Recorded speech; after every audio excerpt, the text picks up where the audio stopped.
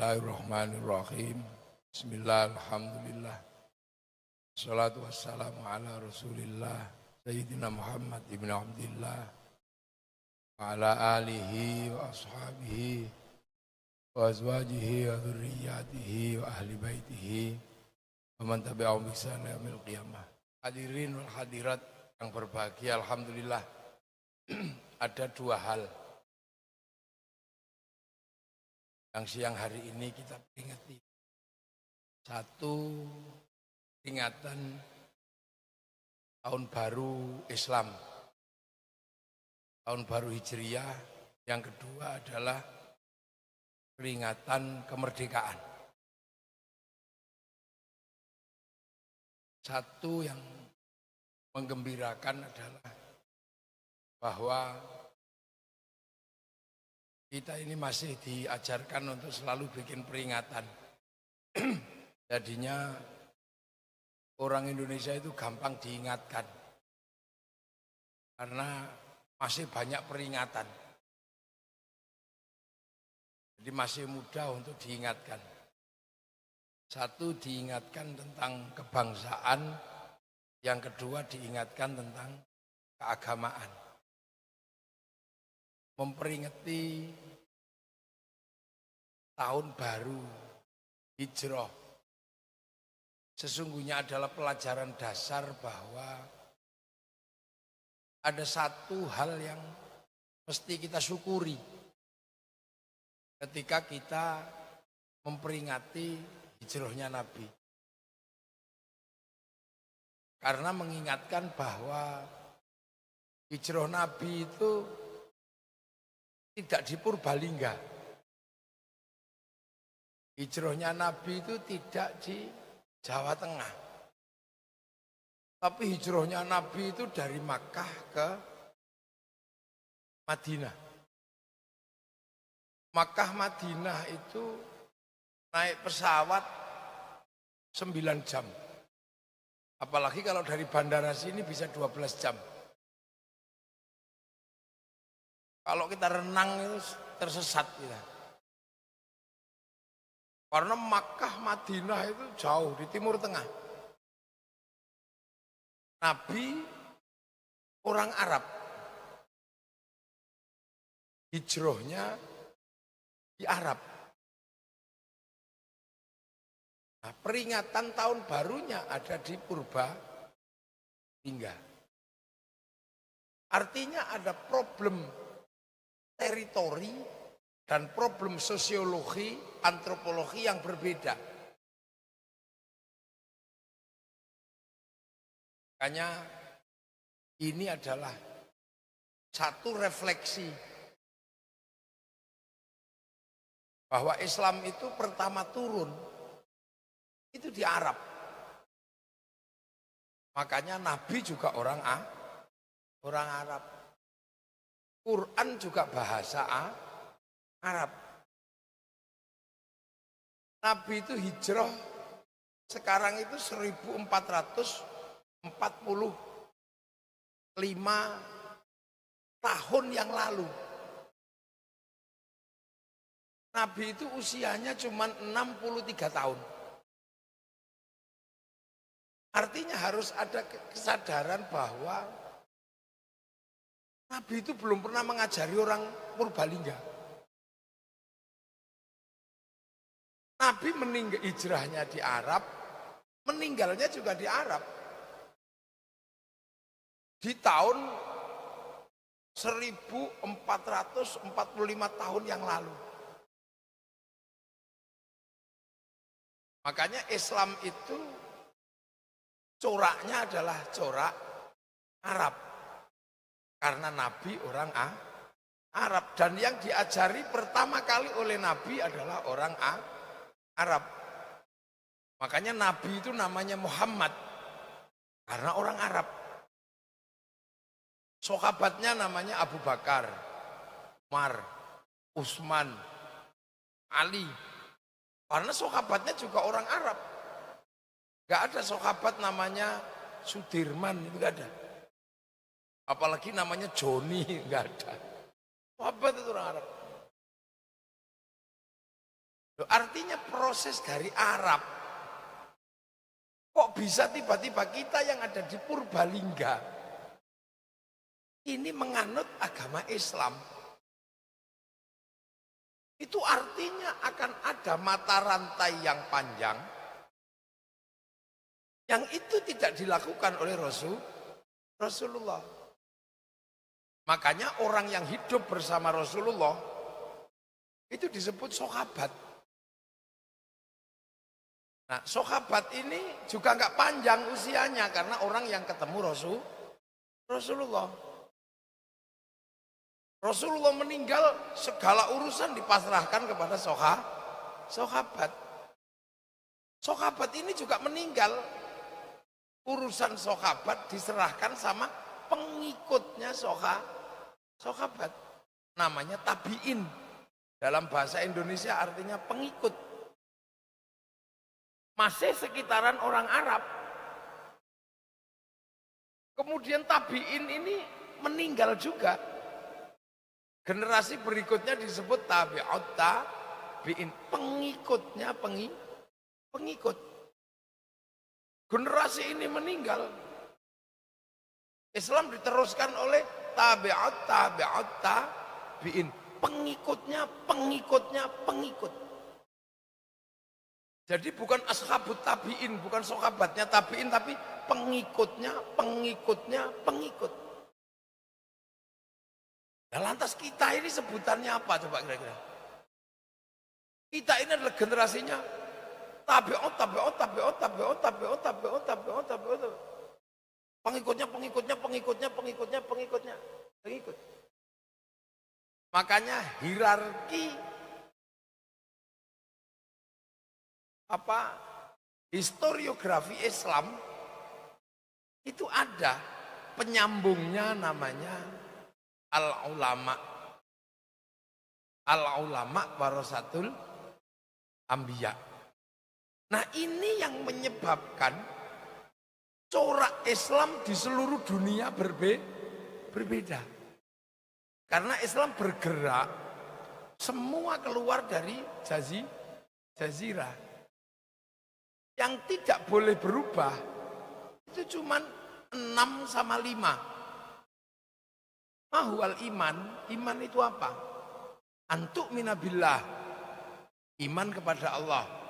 Orang Indonesia masih iman kepada Allah. Wa malaikatihi, dan malaikat Allah masih sama seluruh dunia. Ketambahan Lia Eden nggak mau. Wa kutubihi, dan kitab Allah masih Taurat, Injil, Zabur, Al-Quran masih sama. Wa rasulihi, dan utusan Allah, utusannya masih sama 25 nabi dan rasul. Artinya apa? Ketambahan musodik ketahuan ini bukan 25 nabi dan rasul. Wal yaumil akhir, dan hari kiamat, semua masih punya keyakinan sama bahwa dunia ini ada akhirnya. Hanya ada yang suka bahas, ada yang nggak suka bahas. Yang suka bahas kiamat misalnya kayak Hizbut Tahrir, itu seneng bahas kiamat. Kiamat sudah dekat. Itu lihat Mekah mulai hijau, itu tanda kiamat. Itu hari Jumat bulan Ramadan akan ada asteroid nabrak bumi, nggak jadi. Nah, ini ada yang suka bahas kiamat, ada yang nggak suka bahas kiamat. Kayak kiai-kiai ini nggak suka bahas kiamat, ya udahlah. Kenapa sih kiai kok nggak suka bahas kiamat? Kiamat bareng-bareng aja kok dibahas. Nah, kecuali kalau kiamat itu giliran gitu baru aja dibahas. Nanti bung mati. Masih sama. Wabil qadri khairihi wa syarrihi minallahi ta'ala. Kepastian baik dan buruk itu dari Allah. Masih sama. Jadi iman ini masih belum berubah. Masih sama. Islam. Anta syahada an la ilaha illallah wa anna Muhammadur Rasulullah. Masih sama. syahadatnya ya masih sama. Wa tuqimus sholata, dan mendirikan sholat masih sama. Zuhur ya 4, asar 4, maghrib 3, isya 4. Belum ada yang Islam terus maghrib 11 rakaat, itu belum ada. Masih sama sebenarnya. Jadi Islam ini di ajaran pokoknya masih sama-sama aja, masih normal, masih terjaga. Untuk tiaz zakata, dan menunaikan zakat masih sama. Hanya perubahannya ada yang gandum, ada yang beras, ada yang sama. Watasuma Ramadana masih sama. Masih sama. Jadi puasanya masih sebelum terbit matahari sampai terbenamnya matahari. Masih sama. Gak ada terus duhur selesai, itu gak ada. Masih sama. Wa takhujjal baiti man istata'a ilaihi sabila, dan menunaikan ibadah haji masih sama. Semuanya haji ke Mekah, ke Madinah.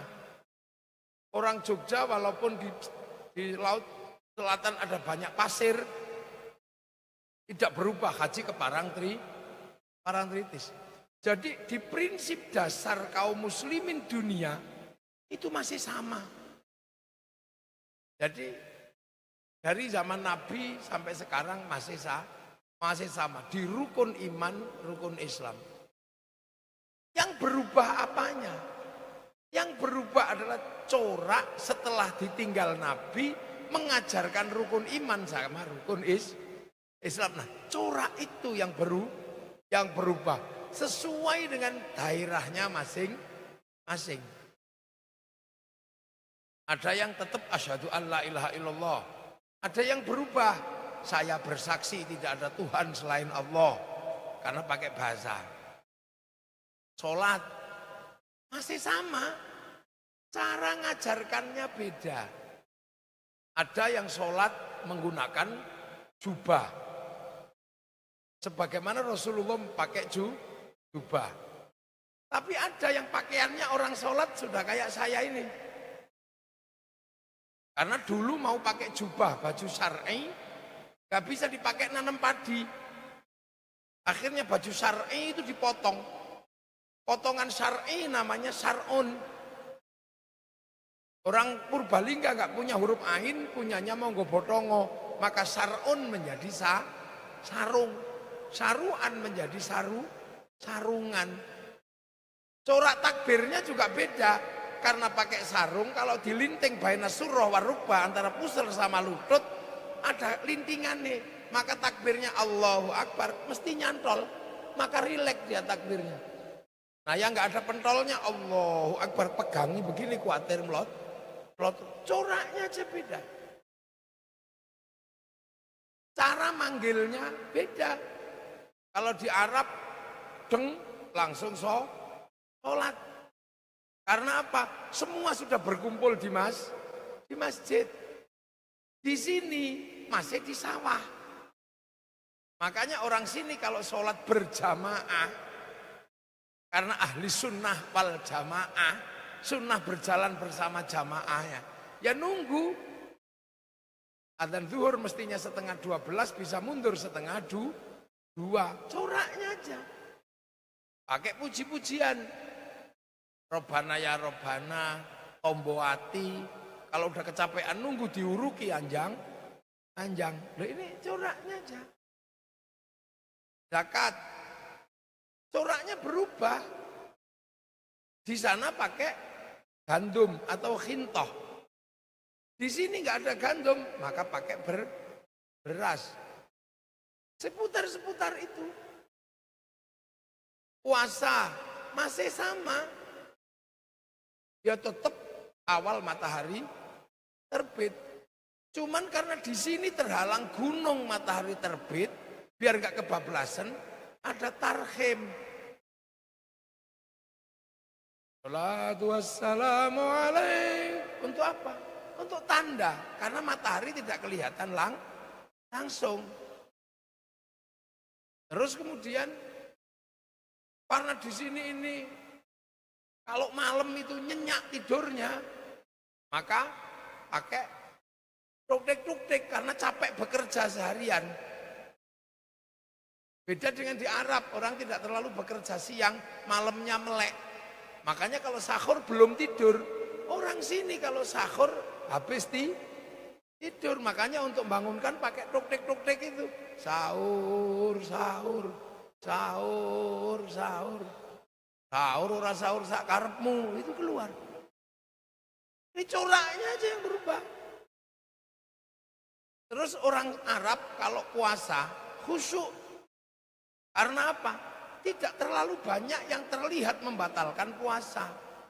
Keluar rumah yang dilihat padang pasir. Khusyuk. Kalau sini keluar rumah, lihat mangga, lihat air, lihat jambu. Pasti nggak khusyuk. Daripada nggak khusyuk, lebih baik tidur. Makanya ada hadis yang sangat terkenal di sini, naumuso imin ibadatun, tidurnya orang puasa itu ibadah. Karena kalau keluar rumah banyak sekali buah-buahan dan yang membatalkan puasa. Nah, akhirnya tidur. Begitu tidur susah dibangunkan. Akhirnya kiainya nyari santrinya susah. Ya udah akhirnya cari mercon.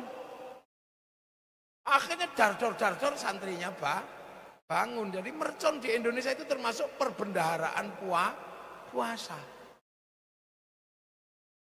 Terus orang sini kalau puasa karena sistem koloninya deket gitu ya, sistem sosialnya deket, banyak keliru, banyak dosa, banyak salah dengan tetangga. Makanya selesai puasa mengadakan halal halal. Itu aja corak-corak sederhana yang berbeda. Haji. Orang Arab kalau haji, depan rumah ada Ka'bah. Gak perlu nabung, gak perlu antri. Orang sini kalau pergi haji antri. Antri ini membuat orang menunggu dan punya cita-cita. Makanya sebelum pergi ke sana, orang sini menempelkan gambar Masjidil Haram. Di Mekah nggak ada orang nempelin gambar Masjidil Haram. Masjidil Haram ada di depan rumahnya. Di sini nempelin gambar, aku besok ke sana untuk membangun cita-cita. Kalau sudah persiapan berangkat, pergi dulu ke alun-alun Purbalingga. Haji apa? Haji palsu, namanya manasik. Pakai Ka'bah palsu. Setelah itu semua diantarkan ke asrama haji Donohudan Solo, sekampung ikut. Yang pergi haji masuk asrama, yang nganter menggok kebun binatang itu dulu. Loh, proses ini yang membuat berbeda sebenarnya. Nah, sampai akhirnya kemudian ini berkembang menjadi pernik-pernik. Semua terjadi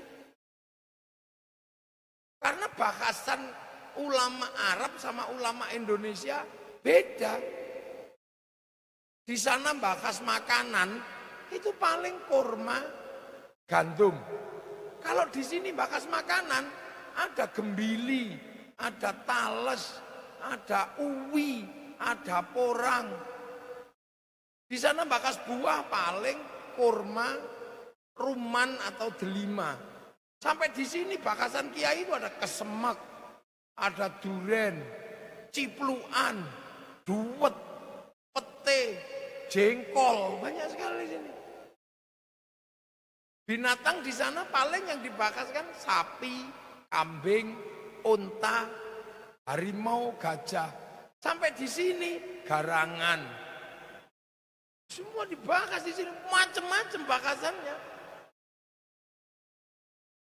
Di sana bahas hantu paling jin, setan gitu. Sampai di sini bahas hantu, gundul pringis, gendruwo, wewe gombel, pocong, suster ngisot. Banyak dinamikanya. Nah, di bahasan dengan dinamika yang banyak inilah yang akhirnya kemudian membuat ada perbedaan-perbedaan cara pandang. Nah, Perbedaan cara pandang inilah yang kemudian lebih sering menghasilkan seolah-olah itu adalah prinsip dasar perbedaan. Nabi berjenggot, maka umatnya semua harus berjenggot. Seolah-olah jenggot itu sunnah nomor 1. Padahal lihyah atau jenggot itu sunnah nomor sekian. Celana cingkrang menjadi seolah-olah ini sunnah yang paling utama. Padahal jenggot ini dulu karena sahabat itu ketipu. Pergi ke pasar, ketipu sama pedagang. Setiap ke pasar, ya Rasul, di pasar itu ada pedagang yang suka nipu. Barangnya jelek dibilang bagus. Loh, oh itu pasti orangnya nggak punya jenggot ya? Iya. Orangnya tua tapi giginya masih utuh? Iya. Itu orang Yahudi. Kamu hati-hati sama orang itu. Orang Yahudi itu walaupun tua, itu jenggotnya nggak ada. Giginya juga masih utuh. Rambutnya masih hitam. Itu kenapa orang Yahudi punya kebiasaan gitu? Karena dulu Nabi Musa mau dicabut nyawanya sama malaikat Israel ditempiling. Sampai malaikat Israel lapor sama Allah, ya Allah, itu siapa? Mau tak cabut nyawanya kok aku ditempiling? Oh itu Musa. Kamu jangan macam-macam sama orang satu itu. Aku ada pernah dikomplain sama dia. Kamu hati-hati kalau ketemu. Makanya malaikat Israel datang lagi. Ya Musa, nyawamu sudah expired, waktunya tak cabut. Coba cabut, tempeling lagi. Ngomong dong yang bagus. Iya, kita ini sudah kasih tanda. Kamu itu udah tak kasih tanda, nyawamu udah mulai tua. Satu, gigimu rontok, rambutmu sudah putih, jenggotmu semerawut. Oh ya sudah kalau cabutlah. Nah Nabi Musa dicabut nyawanya karena giginya rontok, jenggotnya semrawut, rambutnya putih, beruban. Makanya orang Yahudi punya kebiasaan nyemir rambut, memperbaiki gigi, nyukur jenggot. Supaya apa? Ketika malaikat Israel datang, oh belum waktunya. Nah itu berjalan terus sampai di zaman Rasulullah. Nah di zaman Rasul, ketika ketemu dengan Madinah, ketika hijrah, sahabat ini ketemu ujung dari jalur sutra, jalur perdagangan internasional.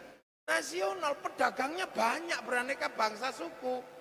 Salah satu pedagang yang paling disukai oleh orang Arab adalah pedagang dari Romawi, pedagang Eropa. Punya komoditas namanya jubah. Jubahnya gede-gede, pakai enak. Orang Arab kalah gede sama orang Romawi sama orang Eropa. Makanya kalau orang Arab pakai jubahnya orang Eropa, sisanya panjang. Nah sisa itu membuat para pembantunya harus bawain di belakangnya, jalannya begini. Khoila, sombong. Makanya Rasulullah, kenapa kalian jalannya pada begini? Karena jubah kami kepanjangan, nyeret-nyeret, potong aja. Biar kalian tidak sombong, isbal, potong itu. Nah, Sayyidina Abu Bakar, ya Rasul punya saya panjang semua. Kamu nggak apa-apa Abu Bakar, wong kamu nggak sombong. Jadi ini semua ada alasannya. Begitu sekarang kain itu murah, nggak apa-apa kalau Anda mau seperti itu, tapi jangan alok-alok yang lain itu aja. Sunnah itu prinsipnya begitu. Banyak sekali hal-hal yang umatnya berubah. Kayak Quran. Quran itu di zaman Nabi sama hari ini ya berubah. Zaman Nabi tidak ditulis di dalam mushaf, cuman diingetan para sahabat aja. Begitu perang di Bi'ru Ma'unah, 70 sahabat apal Quran meninggal, Sayyidina Umar khawatir jangan-jangan nanti Quran ini hilang. Maka diusulkan nulis Quran.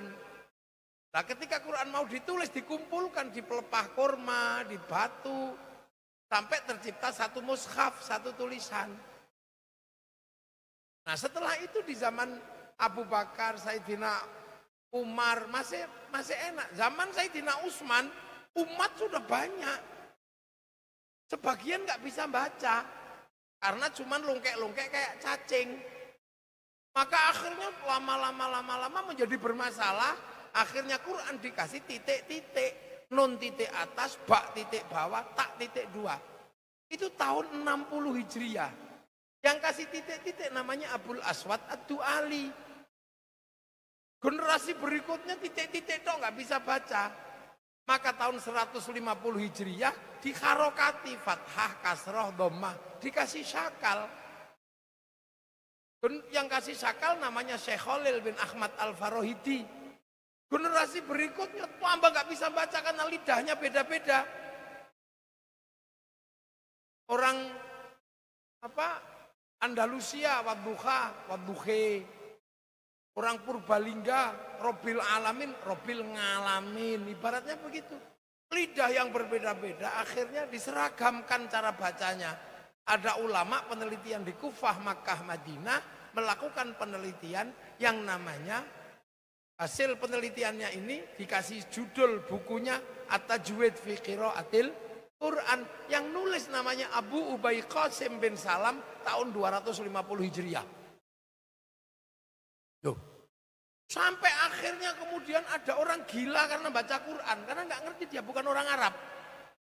Namanya Abdurrahman Al-Mahdi, gubernur Asia Tengah. Dia nggak bisa membedakan idza arada syai'an ayyaqula lahu kun fayakun. 6 hari bem salah bem sama sitati ayamin nggak bisa bedakan. Dia nggak bisa membedakan antara innallaha ala kulli syai'in qadir sama innallaha la yughayyiru ma biqaumin. Allah nggak merubah, Allah merubah. Akhirnya dia gila, udah keliling benteng. Sampai akhirnya Abdurrahman Al-Mahdi cari kiai yang bisa menjawab, kirim surat sama Imam Syafi'i. Dijelaskan Imam Syafi'i, ini loh bedanya muhkamat mutasyabihat.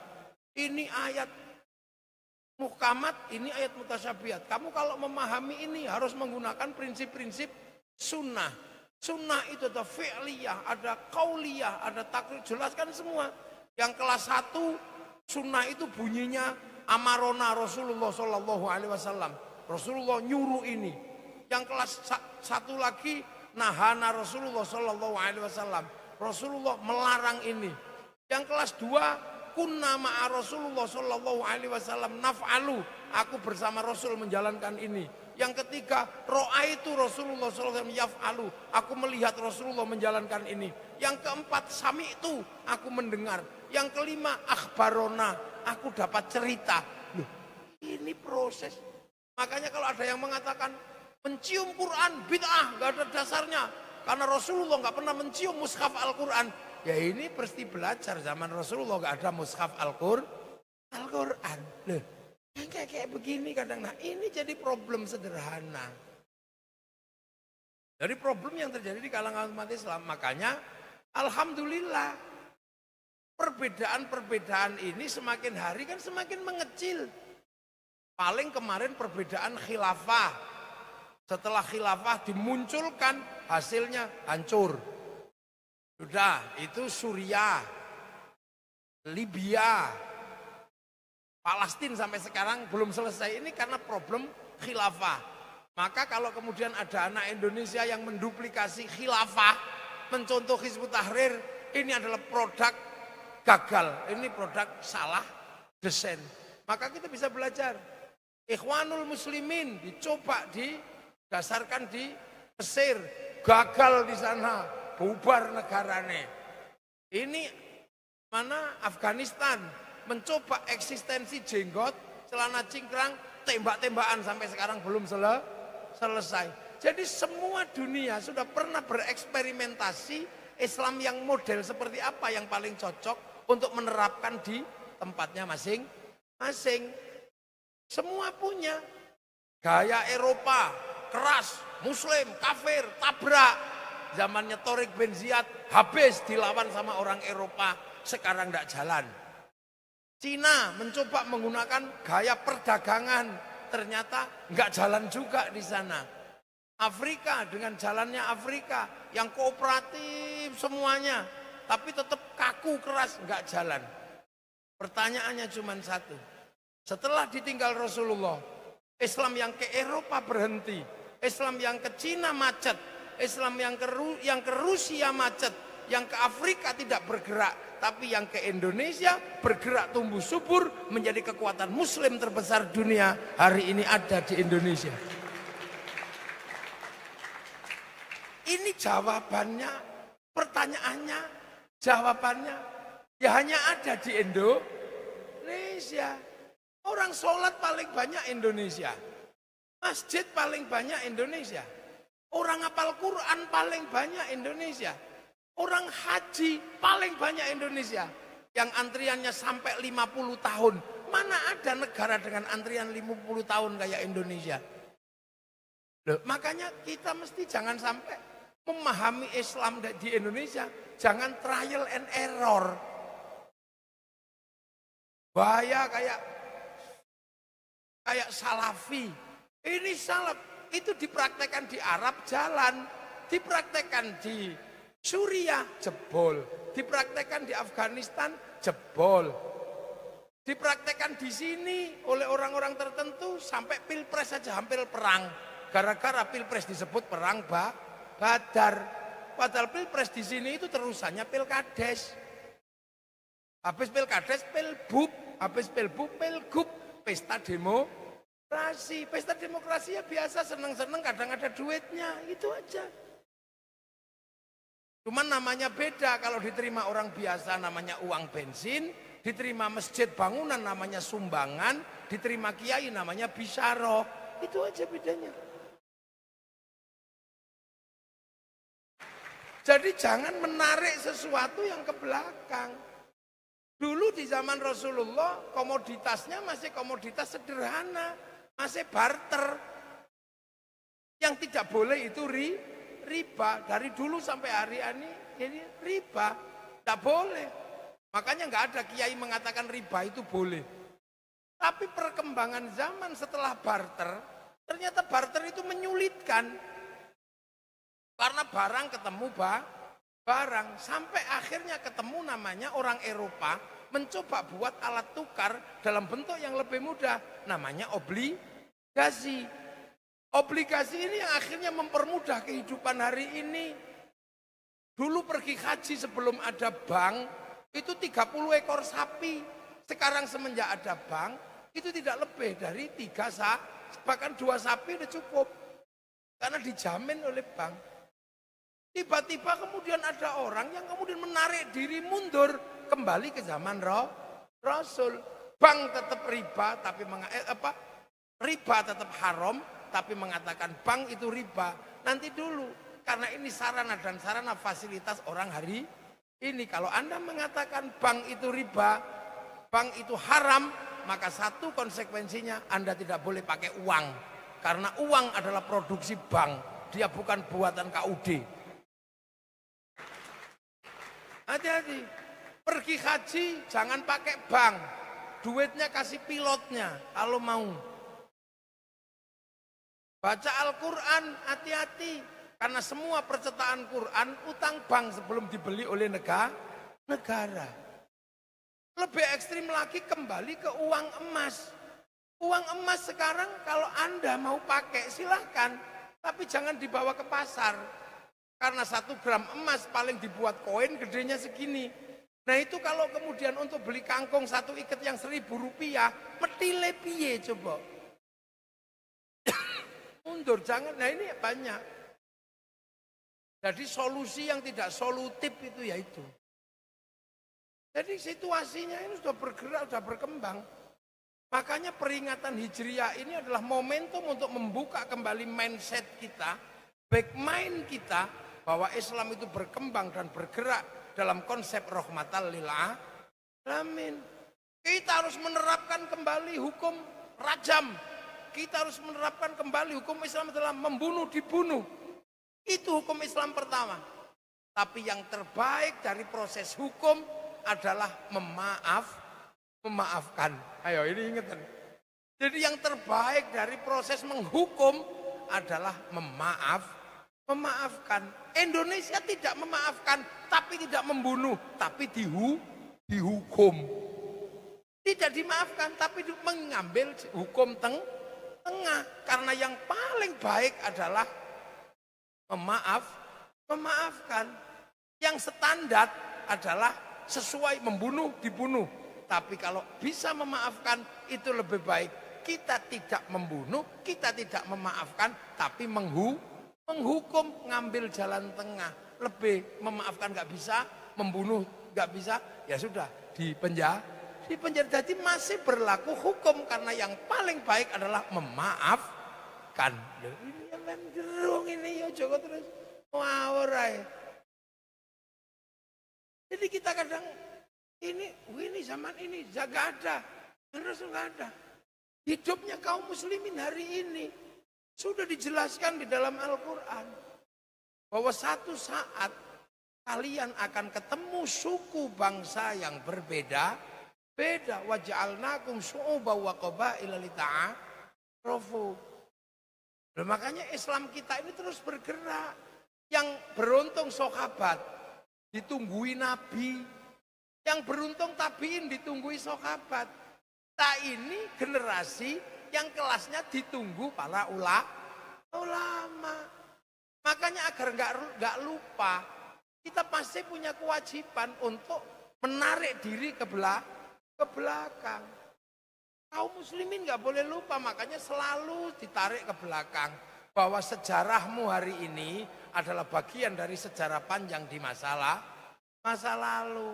Makanya kita masih disuruh menapak tilas dengan umroh, dengan haji, untuk menengok ke belakang.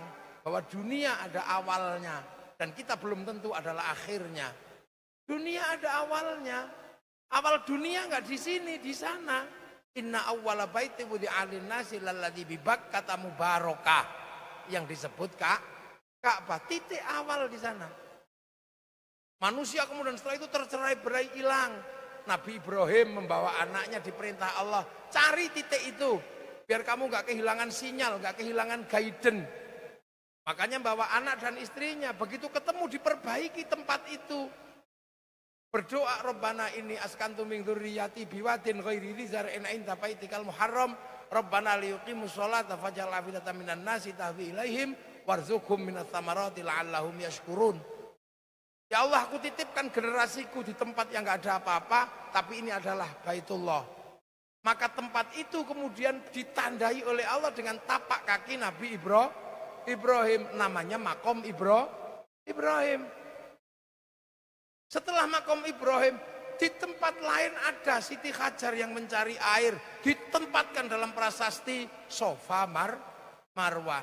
Lempar setannya, diambilkan prasasti besar, jadi namanya Jamarut Ula Wusta Aqobah. Agar manusia bisa mundur kembali ke belakang, nggak lupa asal usulnya, ditarik ke titik pertemuan Nabi Adam dan Siti Hawa, namanya Jabal Rahmah. Karena semua berasal dari situ. Dari Nabi Adam dan Siti Hawa. Kemudian setelah Nabi Adam dan Siti Hawa menikah di situ, bertemu di situ, berubahlah bergerak ke seluruh dunia. Ada yang bergerak ke Eropa, ada yang bergerak ke Afrika, ada yang bergerak ke Cina, ada yang bergerak ke Indonesia. Nah, setelah pergerakan panjang, setelah minda kariwa ungsa dari laki-laki dan perempuan, berubah menjadi suku-suku, berubah menjadi bangsa. Nah, sekian perjalanan tiba-tiba kita menjadi bangsa Indonesia yang bentuknya gini ini ternyata. Berbeda dengan bangsa Arab yang bentuknya cantik, ganteng, tinggi, besar. Berubah dengan Cina yang tiba-tiba berubah jadi tembem-tembem, sipit. Berubah dengan Eropa yang tinggi besar, rambutnya merah. Berubah dengan Afrika berbeda, yang kulitnya hitam, keriting tinggi. Agar kita tahu bahwa semua dulunya adalah satu saudara, ditarik ke Jabal Rahmah. Untuk mengerti bahwa seluruh manusia berasal dari bapak ibu yang sama. Makanya kalau ada orang pergi haji sudah lihat Jabal Rahmah, kok masih rasis, masih membedakan suku, bangsa, agama, lupa bahwa ini adalah satu saudara, mungkin hadinya adalah haji mardud. Makanya besok yang pergi umroh tengok itu Tugu itu. Disitulah nenek moyang kita ketemu. Yang tidak ada penjelasan berikutnya. Kenapa yang masih di Arab tetap ganteng, tinggi, besar, tapi kenapa yang kita berubah menjadi kecil-kecil, pesek-pesek, nggak ada dalil sama sekali. Makanya kadang saya pakai dalil karangan, tapi karena bukan rukun iman, jadi nggak usah dipercaya. Kenapa yang di Arab itu masih cantik, ganteng? Karena nggak ada air. Jadi walaupun nggak mandi, tetap cantik, tetap ganteng. Coba kalau jelek itu nggak mandi, tambah jelek, wong tempatnya nggak ada air. Makanan susah, air susah, pohon susah. Yang ke Eropa berubah menjadi tinggi besar, rambutnya merah. Karena Allah membuat Eropa ada musim dingin. Kalau dibikin kecil dinginan mati. Lemaknya harus tebel, rambutnya harus merah. Dan betapa tidak enaknya menjadi orang Eropa kalau sudah musim dingin. Melihat matahari tunggu 4 bulan.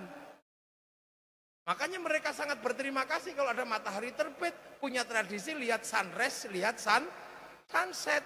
Orang Indonesia ikut-ikutan lihat sunset, lihat sunrise, padahal setiap hari lihat matahari. Mindset budaya ini yang kadang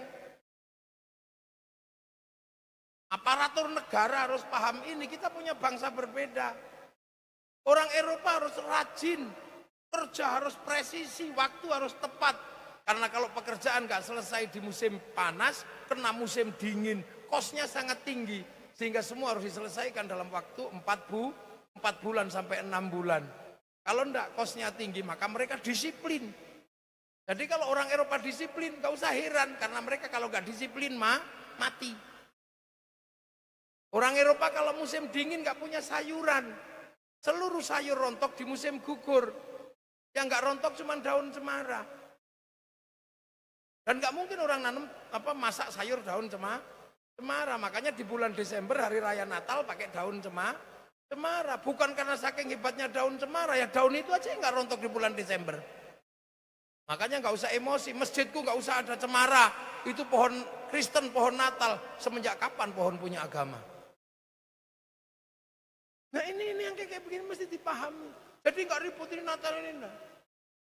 Orang Eropa kalau musim dingin harus punya pemanas. Kalau musim panas punya pendingin. Maka mereka berperang kemana-mana merebut energi. Menjadi simbol perang di mana-mana. Karena kebutuhan energi panas, energi dingin, AC. Orang Banjarnegara, Purbalingga, Wonosobo dan sekitarnya Indonesia. Nggak perlu AC sebenarnya. Makanya teknologinya cukup sarung. Kalau kepanasan kebut-kebut sarung, kedinginan kemulan sarung. Lebih nyantai kita, makanya pemerintah Indonesia itu lebih tenang. Orang Eropa kalau musim dingin nggak punya ikan karena seluruh airnya mengering menjadi es. Orang sini nggak pernah kering mataharinya. Matahari selalu ada. Indahnya sini. Orang Cina, kenapa tembem-tembem sipit-sipit? Ya karena kalau musim dingin, saljunya turun, mataharinya keluar. Silaunya luar biasa, jadi gini lama-lama. Afrika kenapa hitam gosong kayak gitu? Ya karena Allah menitipkan singa di Afrika. Kalau dibikin putih dikejar singa mau lari kemana? Nah kalau hitam gitu tengkurap aja kan langsung gak kelihatan. Loh, tapi ini bukan rukun iman, jadi gak usah dipercaya juga gak apa-apa. Ada. Nah kenapa kita dibikin kecil-kecil seperti ini? Kita gak perlu emosi, kita gak perlu marah. Karena Allah memilihkan orang kecil-kecil seperti kita di buminya, di tempatnya yang terbaik di muka bumi, namanya Indonesia. Nah, ada. Jadi kita ini kecil-kecil tapi dipilihkan tempat yang disebut surga. Yang disebut nirwana itu, paradise itu ya Indonesia ini. Makanya dunia mana yang tidak bergerak ke sini? Semua dunia bergerak ke sini. Pergerakan pertama dilakukan oleh orang Yunani, bergerak ke sini. Karena Yunani merasa tanahnya tanah Tuhan, ternyata tanah Tuhan adalah tanah yang tidak pernah kehilangan matahari, bumi tidak pernah kehilangan daun, tidak pernah kehilangan air, dan tidak panas dan tidak dingin. Itu bukan Eropa. Makanya Bartolomeus bergerak ke seluruh dunia mencari tanah surga. Ketemu catatan bahwa surga ada di Argir atau Jabadiu. Jabadiu atau Argir adalah Nusantara, Jawa Dipa dan Suwarna Dipa. Makanya orang India akhirnya yang ke sini. India ke sini, mualim kapalnya Bartholomeus yang orang India ketika konflik ras Arya sama ras Weda di India karena berebut emas setelah diembargo oleh Kaisar Vespasianus untuk kebutuhan perang Romawi menghadapi Hawariyun.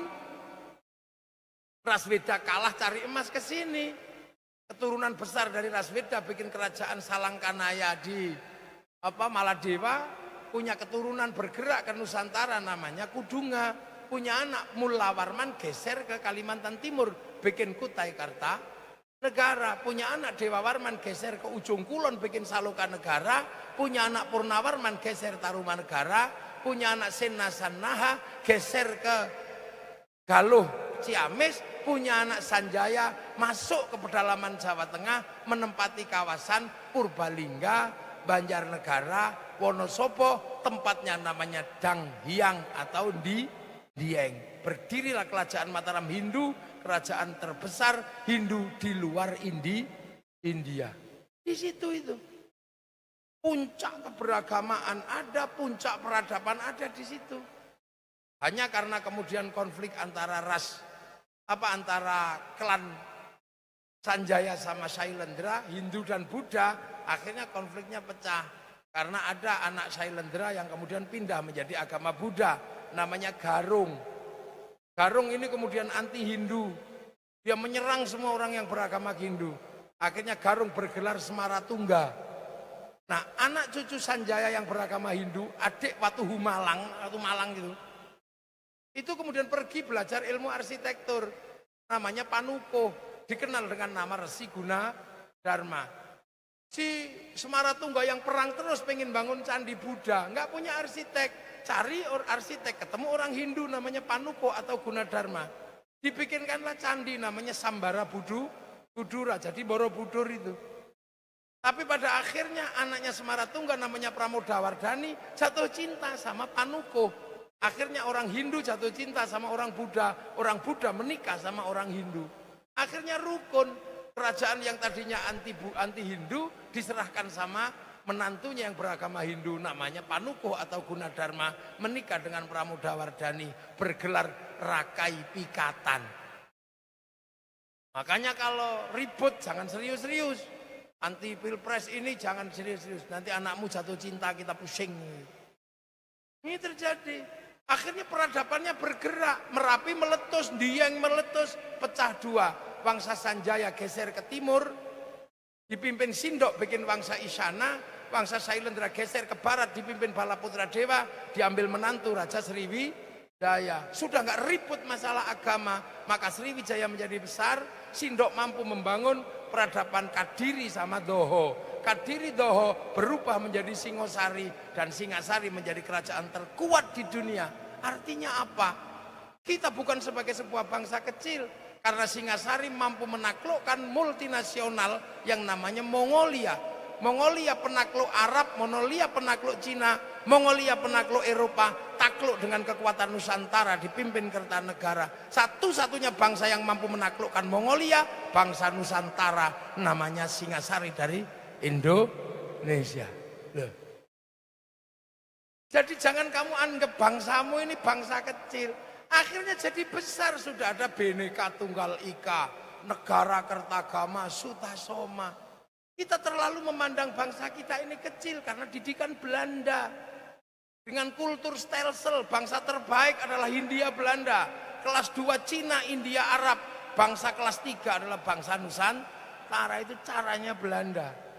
Sehingga kita selalu menganggap bahwa yang Eropa pasti lebih baik, yang Arab pasti lebih baik. Makanya watak inlander ini nggak sehat. Yang modern nggak pede kalau nggak Eropa, yang beragama nggak pede kalau nggak Timur Tengah. Kita lupa bahwa kita punya bangsa, punya mekanisme keagamaan yang mengadaptasi dari agama-agama besar dunia. Yang Eropa nggak pede, yang modern nggak pede. Kalau nggak I love you nggak pede. Rambut kalau nggak merah nggak pede. Kulit kalau nggak putih nggak pede. Akhirnya dimakan oleh orang Eropa. Putih itu cantik, cantik itu putih. Kulit Purbalingga berubah, pengen putih. Akhirnya masuk yang namanya pemutih kulit, whitening masuk, Baiklin masuk. Setelah putih kemudian penghilang koreng masuk. Setelah penghilang koreng masuk tubuhnya jadi putih. Masa sudah putih masih pakai kerudung? Dirubahlah kerudungnya, pakai you can see. Begitu you can see masuk, masa pakai you can see kok sendalnya pendek? Pakai sendal tinggi. Setelah sendal tinggi masa rambutnya masih putih, ram hitam, berubah menjadi merah. LKMD, londo kok mengdase. Terus mukanya putih dikelotok. Setelah itu apa yang terjadi? Kacamatanya diubun-ubun. Setelah proses naturalisasi menjadi Eropa jalan, anak-anak Indonesia berubah. Tidak lagi mau nyusui anak, tidak mau lagi ke kebun, tidak mau lagi ke sawah. Akhirnya alat produksi satu-satunya yang namanya pertanian, yang namanya tanah dijual, pabrik masuk. Akhirnya bekerja di lahan-lahan produksi pabrik. Kita ketinggalan zaman. Loh, ini cara kebudayaan masuk. Yang Indonesia beragama nggak pede kalau nggak Arab. Kalau nggak jenggotan nggak pede. Kalau batoknya nggak ireng nggak pede. Kalau nggak pakai bendera la ilaha illallah nggak pede. Padahal nenek moyang kita la ilaha illallah sudah jadi bagian dari tahlilan. Kamu kalau anti bendera ini kamu anti la ilaha illallah. Enggak, aku anti bendera PKI Palu Arit. Tapi kalau aku pergi ke sawah tetap pakai arit, pergi nukang tetap pakai palu. Indonesia, lo semua bangsa begitu. Semua nggak pede sekarang. Ayo, kenapa itu nggak pede? Ya karena kita ini diajarkan untuk mengatakan bangsa kita ini jelek.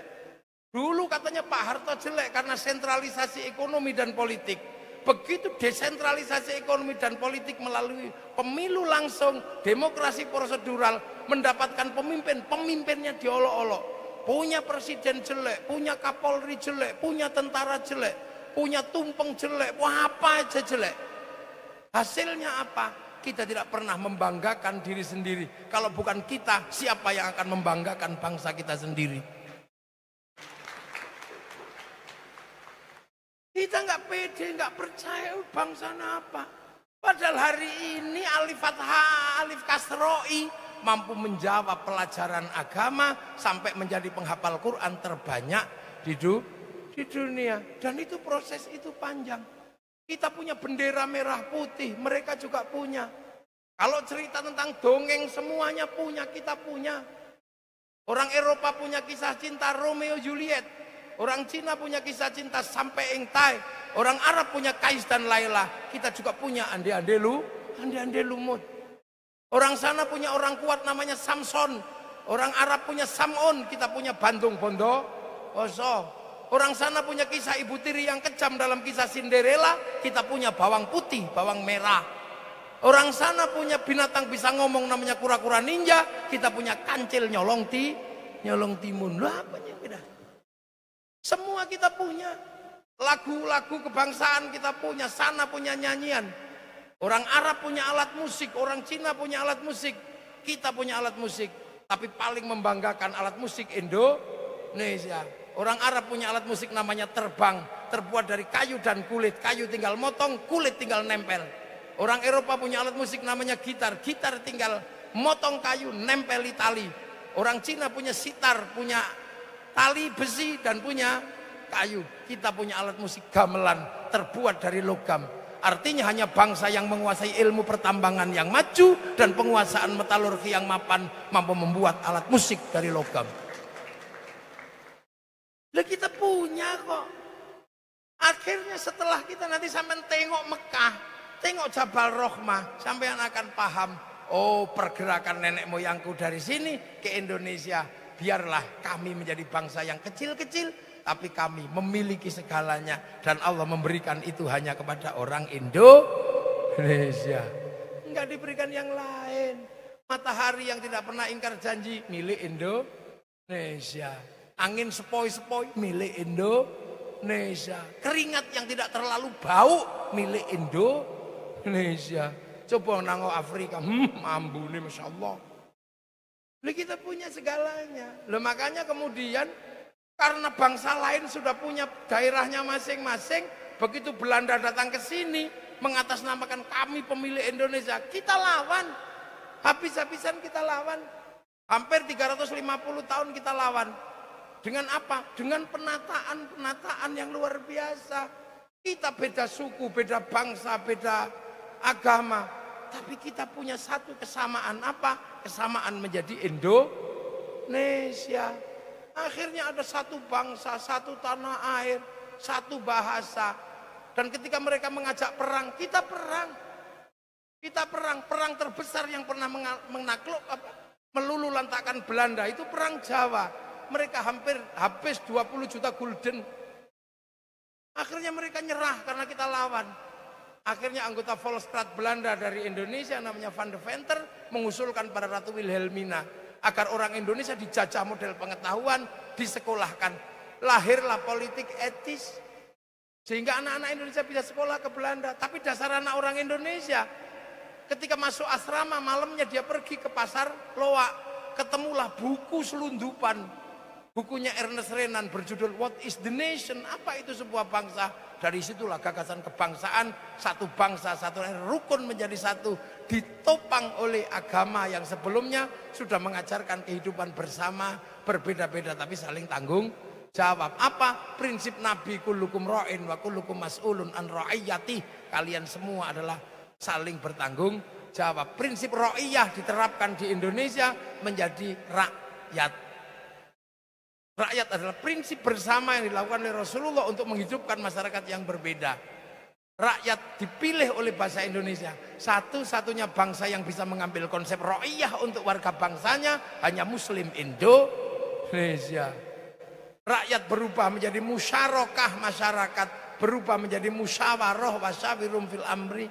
Ini yang menopang Ernest Renan memikirkan dengan pemikiran-pemikiran tentang kebangsaan. Akhirnya bangsa Indonesia bisa disatukan. Sabang sampai Merauke mengatasnamakan Indonesia. Dan ketika bangsa ini dipaksa untuk berperang melawan Belanda, kita nggak pernah mundur. 10 November Jenderal Sudirman bergerak, paru-paru satu beliau tetap bergerak. Maka malu kita menjadi bangsa Indonesia. Jenderal Sudirman dengan paru-paru satu masih berangkat perang, tapi kita gudikan BPJS belum turun, ributnya Masya Allah. Ya inilah kita ini. Akhirnya kita merdeka. Kita topang menggunakan Pancasila, Bhinneka Tunggal Ika. Yang hari ini kita bisa rasakan betapa akhirnya ada jaminan berbangsa, bersuku berbeda, beragama berbeda, bisa hidup dalam satu konsep ra'iyah, dalam slogan Bhinneka Tunggal Ika. Dan kita berhasil. Arab satu bangsa pecah puluhan negara, Eropa satu bangsa pecah puluhan negara, Afrika satu bangsa pecah puluhan negara. Kita puluhan bangsa, suku dan agama mampu bersatu dalam satu negara, Kesatuan Republik Indonesia. Dan yang kita peringati sekarang kemerdekaan kita ini merdeka. Lu kok gitu kita nggak pede menjadi Indonesia? Kita pede. Kamdesus datang ke sini tahun 99. Kalau Pak Harto nggak minjam sama IMF, bangsa ini akan mati. Ini sudah lebih dari 20 tahun. Bangsa kita nggak mati-mati. Apakah yang salah? Yang salah apakah alat ukurnya yang salah? Atau yang salah adalah bangsa kita yang nggak mati? Mati. Loh ini Indonesia. Hari ini PDRB Indonesia dikatakan negara gagal. Tapi kita butuh apa saja? Ada. Sementara pemilik obligasi dan penjual obligasi pertama malah gagal membayar utang. Inggris gagal Brexit, Amerika gagal obligasi. Nggak kebayang sebelumnya. Satu-satunya yang masih bisa hidup adalah Prancis. Karena menggunakan filsafat untuk menipu seluruh dunia itu Prancis. Dengan akal pikiran kita ditipu sama Prancis. Cara menipunya gimana? Wallahu a'lam. Yang jelas Amerika produksi satu kontainer tas masih kalah dengan Prancis. Jual satu tas namanya Hermes, padahal tadinya cuma alat angkut. Bedanya apa? Hanya Prancis yang bisa jual baju sobek lebih mahal daripada baju utuh. Hanya Prancis yang bisa jual film tidak ada bahagia di akhirnya. Tapi dia bisa jalan. Selain itu semuanya menghadapi masalah. Cina sekarang menghadapi masalah. Pertumbuhan ekonomi luar biasa, tapi cadangan makannya kurang 1 juta ton gandum per hari sudah tidak bisa dipenuhi di Cina. Ya. Swiss kehilangan gas. Soviet hari ini mengganggu seluruh dunia. Soviet diajak ribut sama Amerika menggunakan Ukraina. Kita tiba-tiba mengatakan ini Ya'juj Ma'juj. Ya'juj Ma'juj apa? Ini problem ekonomi internasional. Saling tekan antara apa? Antara konsili sama Anglo-Saxon dengan kekuatan Shanghai Corporation. Ini saling tarung. Nah, Indonesia menghadapi fase digital yang luar biasa seiring perkembangan waktu. Kalau tetap dengan situasi hari ini kita akan selalu kalah dalam perdagangan digital. Karena Inggris melakukan kecurangan pada Indonesia, memberikan 1 jam lebih awal waktu untuk Singapura dan Malaysia. Melanggar teori bujur dan teori lintang. Kita jam 9, sana jam 10. Mestinya kita jam 10, sana jam 9. Karena waktunya dibalik, maka perdagangan bursanya mereka buka 1 jam lebih awal. Kalau mau perang, peranglah. Tapi kita tidak mengambil jalan itu. Kita geser ibu kota negara ke kawasan yang lebih timur. Sehingga kemungkinan bursa efek kita akan buka 1 jam lebih awal daripada bursa Singapura dan Malaysia. Dong. Maka kita selalu hobi menyalahkan negara, menyalahkan pemerintah. Ini kita hobi dan itu karena hoa.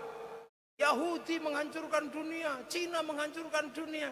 Cina kok menghancurkan dunia itu gimana? Orang dia itu pedagang. Pedagang itu pengennya dunia baik-baik saja biar bisa jualan. Orang dia produsen kok dunia mau dihancurkan. Siapa yang beli nantinya? Wah, kita kemasukan TKA Cina. Tenaga kerja asing Cina masuk ke Indonesia. Purbalingga kemasukan tenaga Cina. Pabrik di Purbalingga. Kalau yang bekerja orang Purbalingga Sabtu Minggu pasti pusing. Karena pekerjanya ada yang sunatan, ada yang kawinan. Makanya di Purbalingga yang bekerja paling orang Cilacap atau orang mana.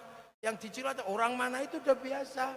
Tenaga kerja Indonesia masuk ke Cina, tenaga kerja Indonesia masuk ke Arab, tenaga kerja Indonesia masuk ke Eropa. Begitu juga sebaliknya, tenaga sana masuk ke Indonesia. Itu outsourcing diawasi oleh Kementerian Tenaga Kerja. Bukannya mereka mau nongkrong di Indonesia umur hidup. Ini kadang hoa-hoa sampai hoe-hoe ini loh. Ini fase-fase kehidupan. Nah, ini makanya keberadaan memahami agama hari ini banyak yang digunakan untuk menghancurkan negara. Untung kita punya kekuatan agama.